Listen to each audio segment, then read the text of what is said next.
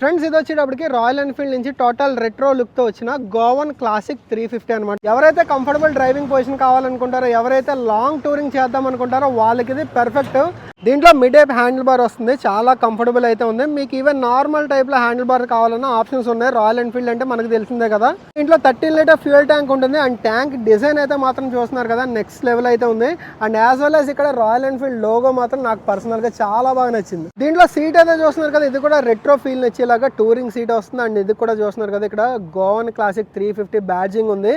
దీంట్లో single seat మనకి బాబర్ స్టైల్లో కావాలంటే సింగిల్ సీటు, లేదంటే దీంట్లో డ్యూయల్ సీట్ తో పాటు వస్తుంది. మనం కావాలంటే ఇలాగ రిమూవ్ చేసుకుని బాబర్ స్టైల్లో వాడుకోవచ్చు. దీంట్లో మనకి ఫ్రంట్ అండ్ బ్యాక్ కూడా ఈ టైప్ లో ట్యూబ్లెస్ స్పోక్ వీల్స్ వస్తాయి.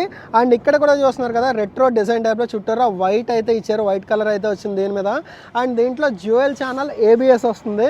ఫ్రంట్ వచ్చేటప్పటికి 300mm డిస్క్, బ్యాక్ వచ్చేటప్పటికి 270mm డిస్క్ అయితే వస్తుంది. ఇంజన్ లో అయితే ఎటువంటి చేంజ్ లేదు, అదే సేమ్ 349cc ఇంజన్ అయితే వస్తుంది. 20.2 bhp పవర్ అయితే ప్రొడ్యూస్ చేస్తుంది. అలాగే 27 Nm టార్క్ అయితే ప్రొడ్యూస్ చేస్తుంది.